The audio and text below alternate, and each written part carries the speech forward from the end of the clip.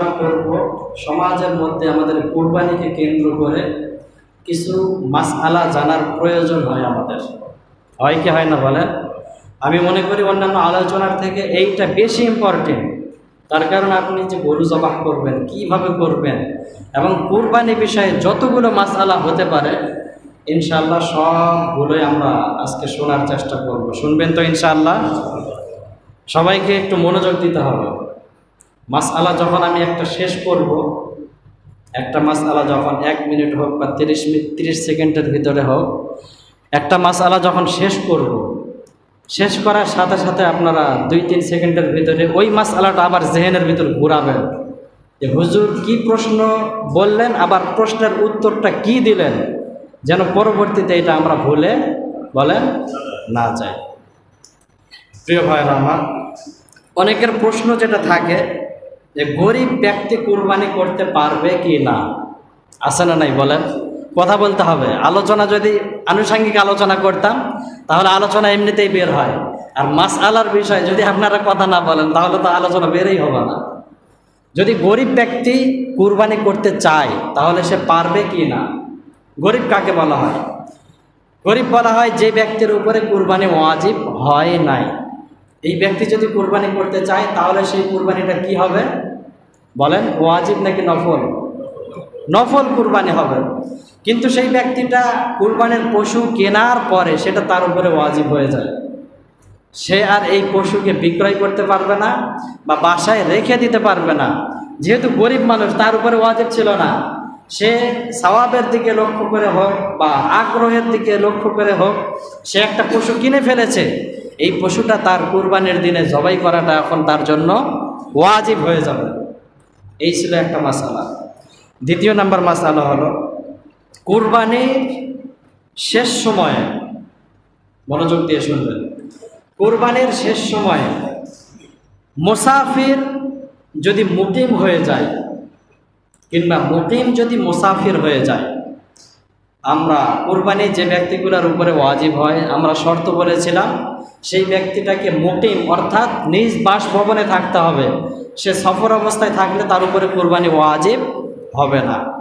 এখন কথা হলো যে আপনি আছেন মুকিম, আপনি এই 3 দিন পার হওয়ার আগেই মুসাফির হয়ে গেলেন, মানে শেষ দিন 10, 11, 12 3 দিন কুরবানি করতে হয় না?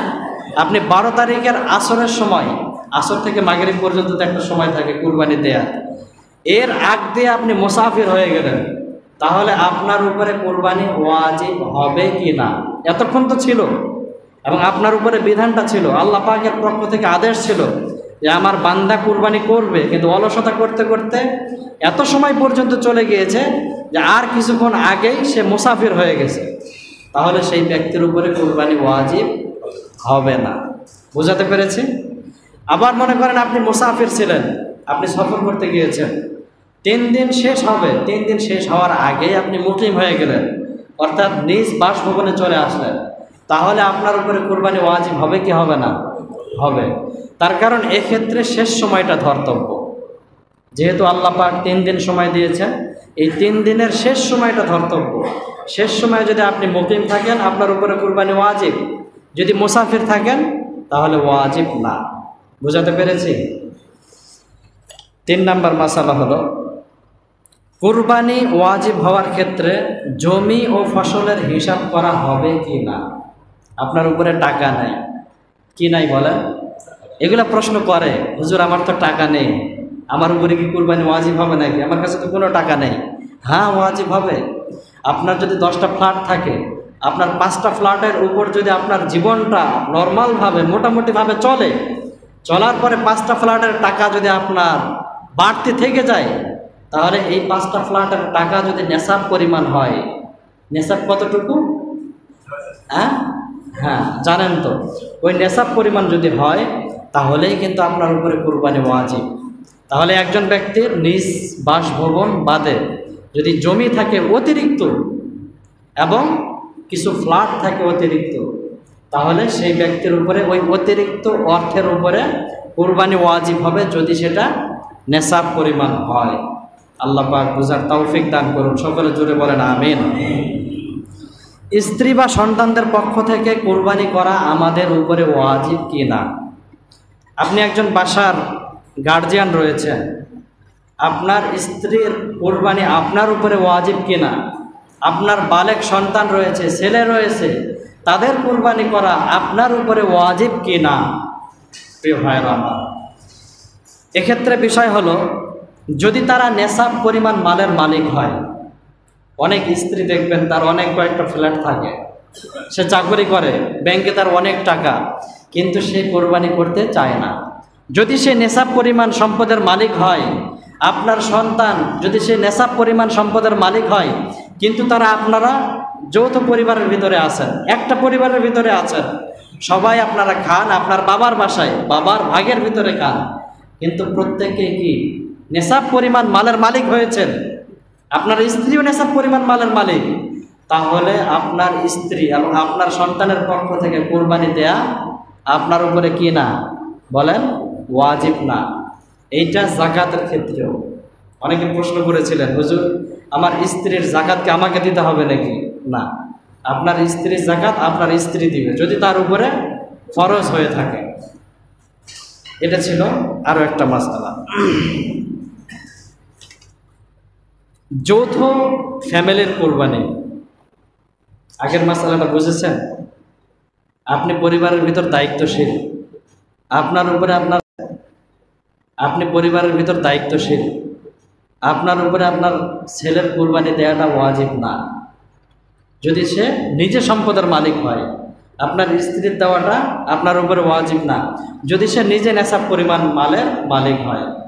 আরও একটা মাসআলা হলো, যদি যৌথ ফ্যামিলির মালিক আপনি হন, মানে আপনার ফ্যামিলিটা যৌথ, এই ফ্যামিলিতে সবাই আপনারা একসাথে বসবাস করেন, এক্ষেত্রে আপনার সন্তানকে যদি আপনি সম্পদ বন্টন করে না দেন, আপনার যদি কোটি কোটি টাকাও হয়, আপনার সন্তান মনে করেন 20-40 কোটি টাকা ভাগে পাবে, এরপরেও আপনার সন্তানের উপরে কুরবানি ওয়াজিব হবে না। তার কারণ তাকে তো আপনি এখনো বন্টন করে দেন নাই। যেহেতু আপনি সবগুলোর মালিক, শুধুমাত্র আপনি মালিক, কেউ মালিক না, সেহেতু শুধুমাত্র কুরবানি ওয়াজিব হবে কার উপরে? আপনার উপরে। এই জন্য আপনি একটা কুরবানি দিলেই আপনার ওয়াজিবটা কি হবে বলেন? আদায় হয়ে যাবে। আরো একটা মাসআলা হলো, পশু ক্রয় করার দ্বারা কি কুরবানি ওয়াজিব হয়ে যায়? ওর পশু যে আপনি ক্রয় করলেন, ক্রয় করার দ্বারাই কি আপনার উপরে ওই পশুটাই জবাই করাটা ওয়াজিব হয়ে গেল? অনেকে প্রশ্ন করেন, হুজুর আমি একটা পশু কিনেছি, তো আমি চাচ্ছি এই পশুটা চেঞ্জ করে আরও একটা পশু কিনব। আপনি পারবেন যদি আপনি সামর্থ্যবান হন এবং আপনার উপরে ওই কুরবানিটা ওয়াজিব হয়। আমি আবারও বলছি, আপনি যদি কুরবানি দেওয়ার মতো সামর্থ্যবান হন এবং আপনার পশুটাকে আপনি চেঞ্জ করতে চান, তাহলে আপনি পারবেন।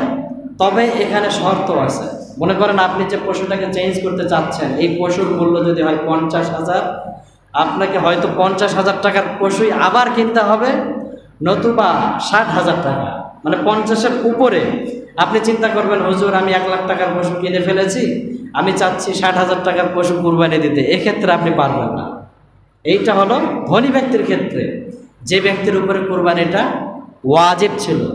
কিন্তু গরিব ব্যক্তি যে বড় আশা করে সওয়াবের দিকে লক্ষ্য করে একটা পশু কিনেছে, এই যদি চায় আমি এই পশুর পরিবর্তে আর একটা পশু কিনে এইটা না ওইটা কুরবানি দিব, তাহলে গরিব ব্যক্তি কিন্তু পারবে না। বুঝাতে পেরেছি? গরিব ব্যক্তি পাবে না। প্রিয় ভাই বাবা, আরো একটা মাসআলা হলো, ওয়াজিব কুরবানি দ্বারা কি ইসালে সওয়াবের নিয়ত করা যাবে কি না? এই প্রশ্নটা আমাকে আপনাদের মধ্য থেকে একজন করেছিলেন যে হুজুর আমি কি অন্যের নামে কুরবানি দিতে পারবো কি না? সেটা আমার মৃত বাবা মা হতে পারে, ইব্রাহিম আলাইহিস সালাতু ওয়াস সালাম নবী হতে পারে, কিংবা আমাদের রাসূল হতে পারেন। ওনারা যেহেতু দুনিয়া থেকে চলে গেছেন, আমার বাবা মা চলে গেছেন, তাহলে ইসালে সওয়াবের উদ্দেশ্যে আমরা কি তাদের জন্য কুরবানি করতে পারবো কি না? বলেন তো দেখি, পারবে কি না? সবাই বলেন ভাইয়েরা আমার, পারবেন। আপনারা কুরবানি করতে পারবেন। এইটা একটা মাসআলা। আরেকটা মাসআলা হলো, রাসূল সাল্লাল্লাহু আলাইহি ওয়াসাল্লামের নামে কুরবানি করা যাবে কি না? যেহেতু অনেক মুসল্লি থাকেন রাসূলকে খুব বেশি ভালোবাসেন এবং কুরবানির সময় আসলে নিজ বাবা মার নামে তো কুরবানি করেই, এবং তারা চাচ্ছে যে রাসূল আমাদের জন্য এত কিছু করলেন, আমাদের ইসলামের জন্য এত কিছু করলেন, সেই রাসূলের জন্য আমরা কুরবানি করতে পারবো কি না? হ্যাঁ, পারবেন। এটা অত্যন্ত সওয়াবের কাজ এবং অত্যন্ত উত্তম। এবং আপনি নফল কুরবানি ছাড়াও ওয়াজিব কুরবানির ক্ষেত্রেও রাসূলের নামে নিয়ত করতে পারেন। বুঝাতে পেরেছি কথাটা? আপনার উপরে কুরবানি ওয়াজিব, আপনার তো কুরবানি দিতেই হবে। এই কুরবানি তো কোনো একটা মানুষের নামে দিতে হবে, হয় আপনার নামে, আপনার স্ত্রীর নামে, বাবার নামে, কিন্তু আল্লাহর জন্য। আপনি নামে দিবেন কার জন্য? আল্লাহর জন্য। কিন্তু সেটা আপনি কার নামে দিতে পারেন? রাসূলের নামেও দিতে পারেন, এবং এটা উত্তম। আপনার ওয়াজিব কুরবানির ক্ষেত্রেও আপনি এই নিয়তটা করতে পারেন। কুরবানির সময় কয় দিন বলেন তো দেখি? কয় দিন? 3 দিন। কোন কোন দিন? 10, 11, 12। এই 3 দিনেই আপনি কুরবানি করতে পারবেন। প্রশ্ন থাকে, ঈদের নামাজের পূর্বে কুরবানি আছে না নাই বলেন? প্রশ্ন করে, হুজুর ঈদের নামাজের আগে যদি কুরবানি করে দেই তাহলে কুরবানিটা হবে কি না? বলেন তো দেখি, হবে কি না? হবে না। তার কারণ আল্লাহ বলেছেন, ফাসল্লি লিরাব্বিকা ওয়ানহার, আল্লাহর জন্য নামাজ আদায় করো এবং কুরবানি করো। নামাজটা তো আগে এসেছে, নামাজ পড়ার পরে কি করতে হবে? কুরবানি করতে হবে। এক শহরে বিভিন্ন সময়ে ঈদের অনেক জামাত হলে করণীয় কি? মনে করেন আমরা রাজশাহী শহরে আছি, আমাদের শহরটার নাম কি? রাজশাহী শহর। এই শহরের ভিতরে বিভিন্ন জায়গায় কুরবানির নামাজ হয় না, ঈদের নামাজ হয় না, ঈদুল আজহার নামাজ হয় বিভিন্ন জায়গায়। তো এক্ষেত্রে একটা নিয়ম হলো, কোনো একটা এলাকায়, মানে পুরো একটা শহরের ভিতরে, শহরের বাইরে না, শহরের ভিতরে কোনো এক জায়গায় যদি ঈদের নামাজটা হয়ে যায়, আমি আবারও বলছি, কোনো এক জায়গায় যদি ঈদের নামাজটা হয়ে যায়, আপনারা অলসতা করে পড়েন নাই, 10টা বেজে গিয়েছে, কিন্তু কোনো একটা এলাকায় 6:30 বা 7:30 থেকে নামাজটা পড়ে নিয়েছে, তাহলে আপনি আবার কুরবানি করতে পারবেন যদি আপনি ওই শহরের ভেতরে থাকেন। যদিও আমরা এখনো নামাজ আদায় কি করি নাই বলেন? করি নাই। আরও একটা মাসআলা হলো, কুরবানির পরে জানা গেল যে ইমাম সাহেব যে আমাদেরকে ঈদুল আজহার নামাজ পড়িয়েছেন, ওনার নামাজটা হয় নাই। হইতে পারে কি না এমন ঘটনা? মনে করেন ইমাম সাহেব ওযু করেন নাই, সাপোজ উদাহরণস্বরূপ বলছি, ওনার ধারণা উনি ওযু করিয়েছেন বা করেছেন, কিন্তু ওযু করার পরে হয়তো ওনার ওযুটা ভেঙে গেছে, ওনার ধারণা ওযু আছে, এই অবস্থায় উনি নামাজ শেষ করে ফেলছেন। প্রিয় ভাইরা আমার, প্রশ্নগুলো খুব ইম্পর্টেন্ট, একটাবার চিন্তা করে দেখবেন যে এরকম প্রশ্নের সম্মুখীন আমরা হই কি হই না। এবং অনেকেই জানার ইচ্ছা থাকে কিন্তু জানতে জিজ্ঞাসা কাউকে করতে পারি না। এখন ইমাম সাহেব যদি ওযু ছাড়াই নামাজ পড়িয়ে দেন, ওনার নামাজটা তো হলো না। এখন নামাজ শেষ, বাড়িতে এসে আপনি কুরবানি করে দিলেন। এর আগে আমি বললাম যে নামাজের পরে কুরবানি করতে হবে, কিন্তু নামাজটাই তো হলো না, তাহলে কুরবানি কি হবে বলেন? হ্যাঁ, হয়ে যাবে কুরবানি। তার কারণ এখানে দোষ তো ইমাম সাহেবের। আমি দোষ করব আর আপনি 1 লাখ টাকার কুরবানি দিলেন, পরবর্তীতে আবার 1 লাখ টাকার কুরবানি দিবেন, এমনটা তো হতে পারে না। শরীয়ত তো এত কড়া না। এই জন্য নামাজ হয় নাই সেটা ভিন্ন বিষয়, কিন্তু নামাজের পরে আপনি কুরবানি করে ফেলেছেন, আপনার কুরবানিটা হয়ে যাবে। সবাই কথা বলবেন, ভুল হবে শুদ্ধ হবে এর মধ্যেই আমরা শিখব, ঠিক কিনা বলেন? রাতে কুরবানি করা যাবে কি না? অনেকে মনে করে যে দিনেই মনে হয় কুরবানি করতে হয়, রাতে আবার কুরবানি করতে হয় নাকি? হ্যাঁ, আপনি যদি চান তাহলে রাতেও কুরবানি করতে পারেন। আপনি দিনে ব্যস্ত ছিলেন, বিভিন্ন কাজে ব্যস্ত আছেন, আপনি রাতে কুরবানি করতে পারেন। তবে শর্ত হলো লাইটিংয়ের ব্যবস্থা ভালো থাকতে হবে। কিসের ব্যবস্থা? যেন পশুর রগগুলো সুন্দর করে কাটে, পশু যেন কষ্ট না পায়, এবং গোশতের বন্টনগুলো যেন সুন্দর করে হয়, কোনো ভাগের মধ্যে যেন বেশি না যায় কম না যায়। লাইটিংয়ের ব্যবস্থা যদি সুন্দর থাকে, ভালো থাকে, তাহলে আপনি রাতেও কুরবানি করতে পারবেন। কুরবানি দাতা ও পশু ভিন্ন স্থানে হলে কি করবেন? এমন প্রশ্ন আছে না নাই বলেন? আপনি আছেন বাংলাদেশে, আপনার একজন ছেলে আছে সৌদিতে, সে আপনাকে টাকা পাঠায়, সে কুরবানি করবে তার নামে। এখন সে চিন্তা করছে সৌদি তো একদিন আগেই ঈদ হয়, হয় কি হয় না? এখন সে চাচ্ছে আমার নামে কুরবানি হবে বাংলাদেশে। এখন সেই কুরবানিটা কি আপনি তাদের সাথে অর্থাৎ 9 তারিখে করবেন নাকি 10 তারিখে করবেন বলেন তো দেখি? 10 তারিখে। তার কারণ হলো এখানে ব্যক্তির দিকে বিবেচনা করা হবে না, বরঞ্চ কুরবানির পশু এবং কুরবানির পশুটা যেখানে থাকবে ওই জায়গা ওই দেশের দিকে বিবেচনা করে কুরবানি করতে হবে। কুরবানির পশু যদি সময় মতো কুরবানি করা না হয় তাহলে কি করবেন? আপনার বড় আশা আপনি একটা কুরবানি দিবেন, কুরবানি করবেন, কিন্তু কোনো একটা কারণে ভেজালের মধ্যে পড়ে গিয়েছেন, বাসায় অসুস্থ, আপনি মেডিকেলে থাকতে থাকতে কুরবানির সময়টাই পার হয়ে গেল। তাহলে এই পশুটাকে আপনি এখন কি করবেন? এই পশুটাকে কি সামনের বছরের জন্য রেখে দিবেন, নাকি এই পশুটাকে জবাই করে মানুষের মাঝে বন্টন করে দিবেন, নাকি কুরবানির দিনগুলো শেষ হওয়ার পরে আপনি আবার কুরবানি দিবেন? কি করবেন বলেন তো দেখি? যদি এরকম হয়ে থাকে তাহলে ক্রয়কৃত পশু বা তার মূল্য সৎকা করে দিতে হবে। কি করবেন বলেন? এই পশুটা হুবহু আপনি সৎকা করে দিবেন, গরিবদেরকে দিয়ে দিবেন, কিংবা আপনি এই পশুর মূল্য মানে পশুটা আপনার কাছে আছে, থাক, বড় আশা করে কিনেছেন, সামনে বছর দিবেন, কিন্তু এই পশুটা আপনি 50,000 টাকা দিয়ে কিনেছেন, এই পশুর 50,000 টাকা আপনাকে সৎকা করে দিতে হবে। আপনি মাসআলা জানেন না, ঈদুল আজহার 15 তারিখে আপনি এই জিলহজ মাসের 15 তারিখে আপনি কুরবানিটা জবাই করে ফেলছেন। এখন কি করবেন? আপনি এই পশুর পুরা গোশতটা কি করবেন? সৎকা করে দেবেন। বোঝাতে পেরেছি? পশু জবাই করার কিছু সুন্নাহ যেগুলো না জানলে আমাদের পশুগুলো ঠিক মতো জবাই হয় না, আর জবাই না হলে আপনার কুরবানি আবার কেমন করে হবে?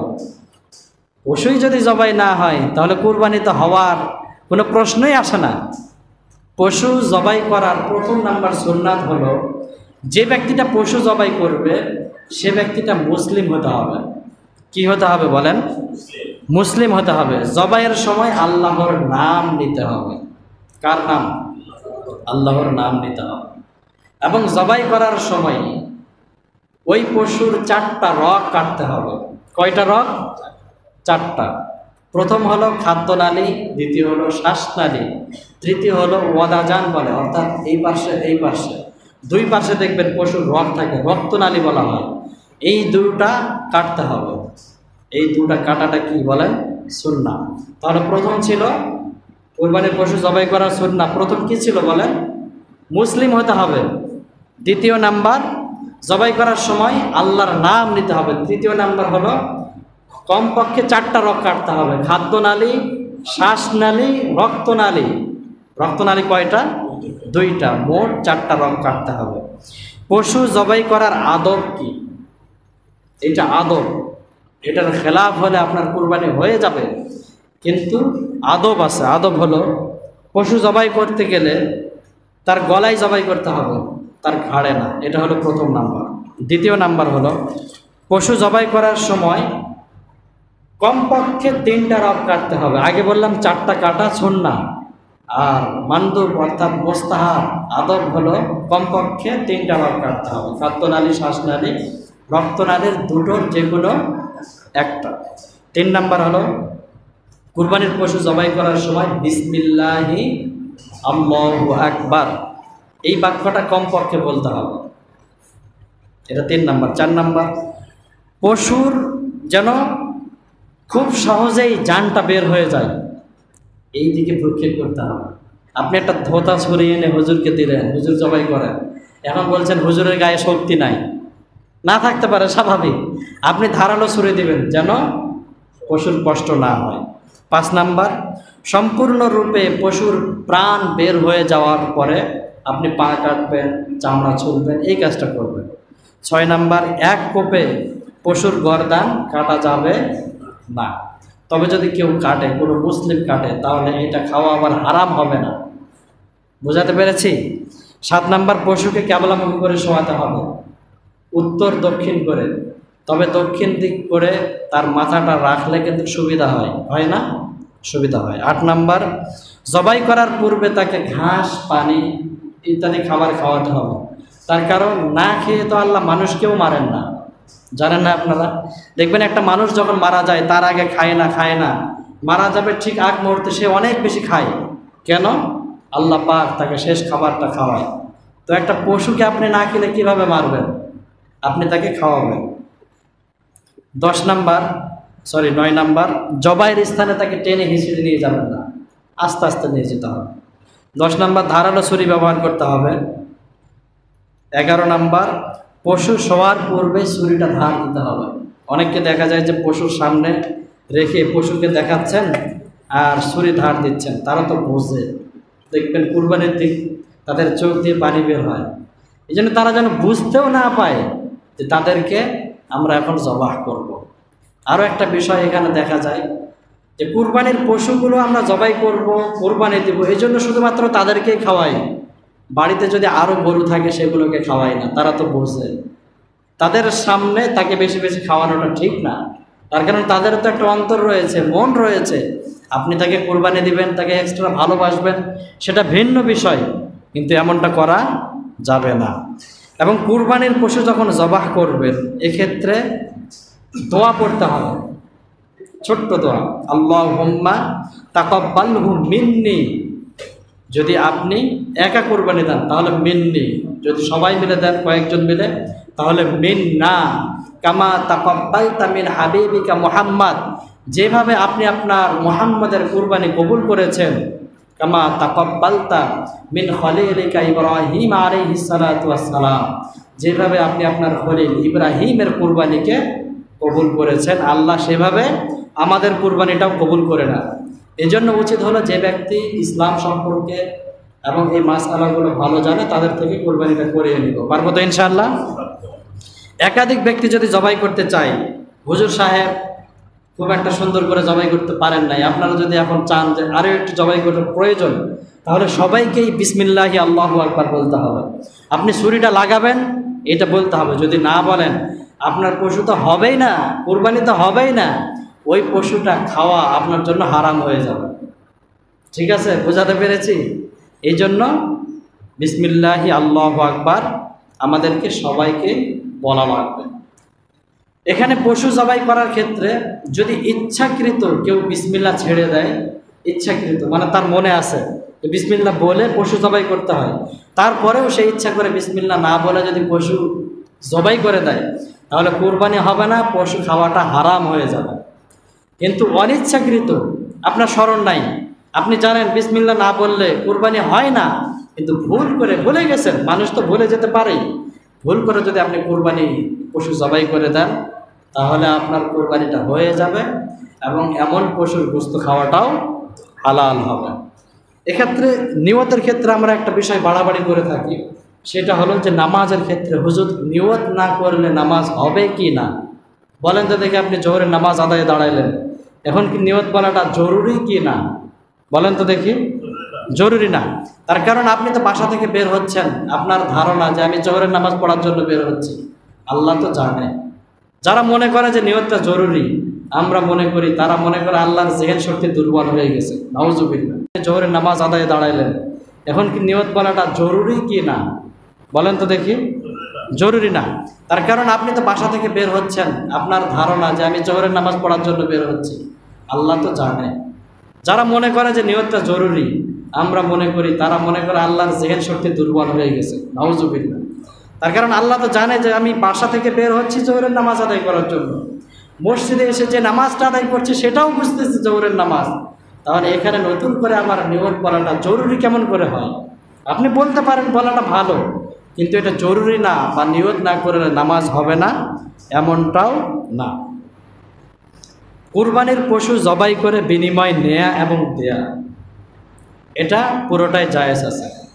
তবে আপনি চামড়া দিবেন বা কিছু গোশত দিবেন এমনটা করতে পারেন না। আপনি তার পারিশ্রমিক দিয়ে দিলেন, পশু জবাই করেছে, পশু আপনার ছুলে দিয়েছে, সেটা ভিন্ন বিষয়। দেওয়ার পরে আপনি যদি চান পশুর গোশত তাকে আলাদাভাবে দিতে পারেন। কুরবানির পশুর বর্ণনা, কেমন কুরবানি আমরা দিব। আমি বলেছিলাম কুরবানির পশু মোট 6 ধরনের হয়। কয় ধরনের বলেন তো দেখি? বড় পশুগুলো 3 ধরনের, উট বলেন, মহিষ, গরু। উটের ক্ষেত্রে বয়স হতে হবে কয় বছর? 5 বছর। কে বলল? হুজুর সাহেব, দেখেছেন? পিচ্ছি মানুষ বলে দিছে। উটের ক্ষেত্রে কয় বছর? গরুর ক্ষেত্রে কমপক্ষে 2 বছর এবং মহিষের ক্ষেত্রে কমপক্ষে 2 বছর। ছাগল, ভেড়া, দুম্বা এগুলো কমপক্ষে হতে হবে 1 বছর। তবে ভেড়া আর দুম্বার ক্ষেত্রে যদি এত বেশি বড় হয়, হৃষ্টপুষ্ট হয়, যে এইগুলোকে যদি 1 বছরের মানে পশুর কাছে ছেড়ে দেন, তাহলে বোঝা যায় না কোনটা 1 বছর, কোনটা 6 মাস বা 7 মাস 8 মাস, তাহলে সেই ভেড়া এবং দুম্বাকেও কুরবানি দিতে পারবেন।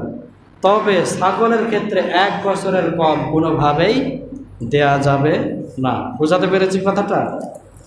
নর ও মাদা এগুলো পশু কুরবানি দেওয়ার ক্ষেত্রে কোনটা উত্তম? গরু এবং উটের ক্ষেত্রে আপনি মাদি পশু, মাদি বোঝেন না, যেগুলো মেয়ে পশু, এগুলাকে কুরবানি দেওয়াটাই উত্তম। যদি নর পশুর গোশত এবং মাদি পশুর গোশত সমান হয়, দামও সমান হয়, দুটাই বরাবর, তাহলে মাদি পশুটাই কুরবানি দেওয়াটা উত্তম। তবে ছাগল, ভেড়া, দুম্বা এক্ষেত্রে নর পশুটাই বলেন কুরবানি দেওয়াটা উত্তম। বুঝাতে পেরেছি? উট আর গরুর ক্ষেত্রে যদি দামটা বরাবর হয় নর মাদা, তাহলে মাদাটাই দেওয়াটা উত্তম। আর যদি ছাগল, ভেড়া, দুম্বা দেয়, তাহলে নর অর্থাৎ ছেলে পশুটাই কুরবানি দেওয়াটা উত্তম। খাসিকৃত পশুর হুকুম কি? খাসি মানে বোঝেন না? এই খাসিকৃত পশু কুরবানি দিতে পারবেন, বরং অনেক আলেম ওলামা এটাকে আবার উত্তম বলেছেন। এক বিচিওয়ালা, বিচি শব্দটা বলতে যদিও খারাপ, কিন্তু বুঝতে হবে তো মাসআলা। এক বিচিওয়ালা পশু কুরবানি দিতে পারবেন কি না বলেন তো দেখি? পারবেন। এটা যদিও খুদ, কিন্তু ওই রকম তো এটা খুদ না, এটা তো আল্লাহ পাকের সৃষ্টি। গাভীন পশু, গর্ভবতী পশু কুরবানি দেয়া যাবে কি না বলেন তো দেখি? যাবে। গাভীন পশু আপনি কুরবানি দিতে পারবেন। তবে আপনি দেখছেন যে এই পশুটার আর কিছুদিন পরেই বাচ্চা হবে, এরকম মানে পেটটা বড় হয়ে গিয়েছে, তাহলে এমন পশু কুরবানি দেয়াটা মাকরু। কি বলেন? মাকরু। কিন্তু এমন পশু কুরবানি দেয়া যাবে। শরীকি কুরবানি দেয়া উত্তম নাকি একাই স্বতন্ত্র কুরবানি দেওয়া উত্তম? অবশ্যই একা দেওয়া উত্তম যদি আপনার সামর্থ্য থাকে। কিন্তু কুরবানি যেহেতু উত্তম, সবচাইতে শ্রেষ্ঠ হলো উট দেয়া, তারপরে গরু দেয়া, তারপরে ছাগল, ভেড়া, দুম্বা যা আছে এগুলো দেয়া। কিন্তু গরুটা যেহেতু দ্বিতীয় লেভেলে, এই জন্য ছাগল না দিয়ে গরুতে ভাগ দিবেন। যদি আপনার গরুর ভাগ যদি হয় একটার দাম 10,000, উদাহরণস্বরূপ বলছি, 10,000 টাকার তো গরুর নাই একটা ভাগ বর্তমানে, যদি হয় 10,000 টাকা একটা ভাগের দাম, এবং এই 10,000 টাকা দিয়ে একটা ছাগল আপনি পান, যেই ছাগলকে কুরবানি দেওয়া যাবে, তাহলে আপনার ক্ষেত্রে উত্তম হলো কি দেয়া বলেন? ছাগলটাই দেয়া। তার কারণ 7 ভাগ বলা তো যায় না, কার নিয়ত কি। বোঝাতে পেরেছি? ঘোড়া বা ল্যাংড়া পশুর কুরবানি জায়েজ আছে কি না? যদি 3 পায়ে চলে, এক পাশে মাটিতে রাখতেই পারে না, তাহলে এমন পশু দিয়ে কুরবানি দেয়া যাবে না। হিজড়া পশু দিয়ে কুরবানি করা যাবে কি না বলেন তো দেখি? মানে সেটা পুরুষ নাকি মহিলা বোঝাই যায় না, এমন পশু দিয়ে কুরবানি করা যাবে না। দুর্বল পশু দিয়ে কুরবানি করা যাবে কি না? যাবে।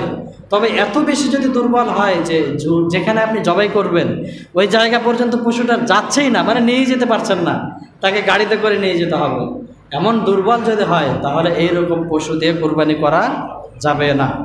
কুরবানির পশুর যদি শিং ভেঙে যায়, তাহলে কি করবেন? এমন পশু দিয়ে কুরবানি করা যাবে কি না?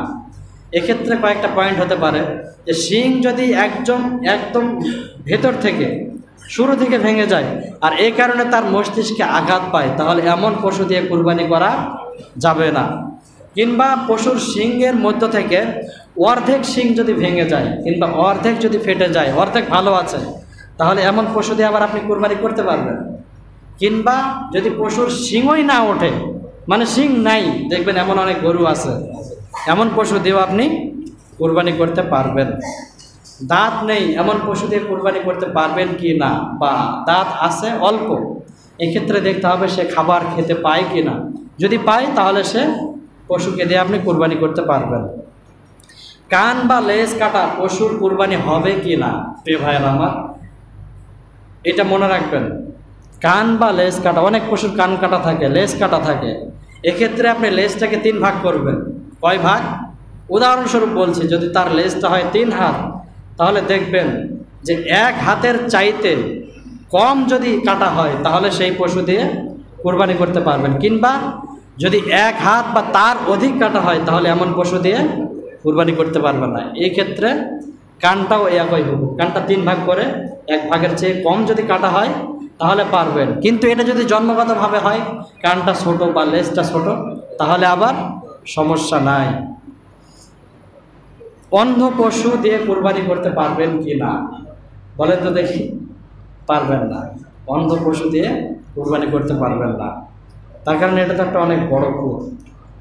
কুরবানির পশুর সাথে যদি কেউ অপকর্ম করে তাহলে ওই পশু দিয়ে কুরবানি করা যাবে কি না? বুঝাতে পেরেছি কথাটা? এরকম অনেক মানুষ আছে। তাহলে এমন পশু দিয়ে আপনি কুরবানি করতে পারবেন না, মাকরুহ হবে। আর এই গরুটাকে কি করবেন? এই গরুটা যেহেতু অপকর্মের শিকার, একে জবাই করতে হবে। জবাই করে তার গোশতগুলো পুড়িয়ে ফেলতে হবে। তাহলে দেখেন কত নিকৃষ্ট একটা কাজ। জবাইয়ের সময় যদি কোনো দোষযুক্ত হয়ে যায় তাহলে ওই পশু দিয়ে কুরবানি করতে পারবেন কি না? আগে বললাম ল্যাংড়া খোড়া পশু দিয়ে কুরবানি হবে না, কিন্তু জবাই করতে গিয়ে এমন একটা লাভ দিয়েছে যে পাটা ভেঙে গেছে, আর হাঁটতেই পারে না, তাহলেও এমন পশু দিয়ে কুরবানি করতে পারবেন। তার কারণ এটা একটা স্বাভাবিক বিষয়, এমন দোষ হতে পারে।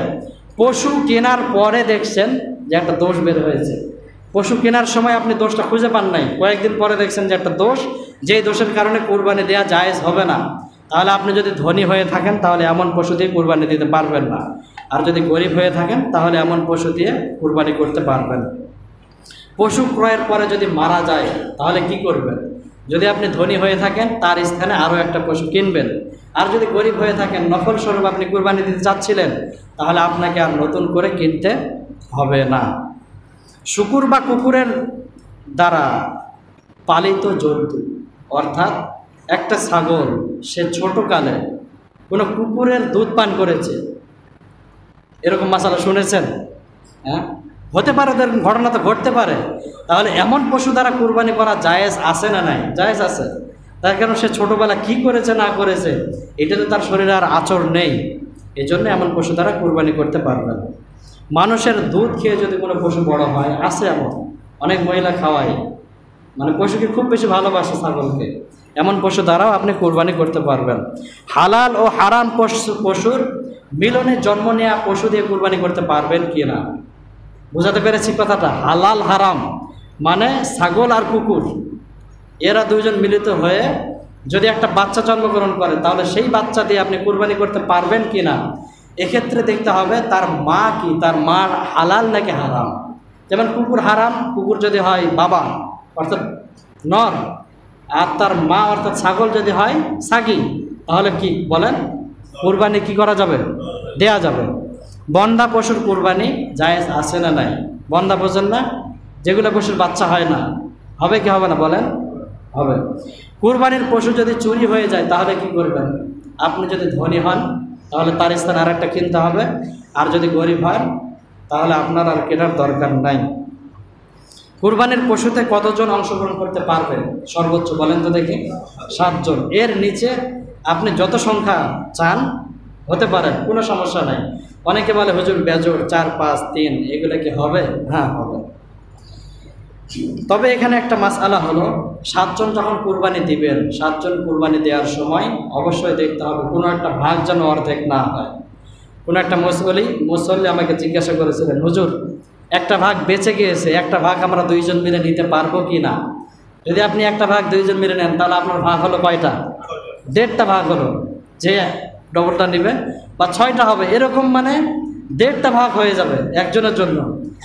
একটা ভাগের কমে হবে না, একজনকে একটাই নিতে হবে, অথবা 2টো নিতে হবে, অথবা 3টা, 2.5টা হবে না, 1.5টা হবে না। কোনো অংশীদারের মধ্যে যদি গলত কোনো নিয়ত থাকে, মানে আমি শুধু গোশত খাবো, তাহলে কুরবানি হবে কি না বলেন তো দেখি? আপনারা এই মাসালা দেন।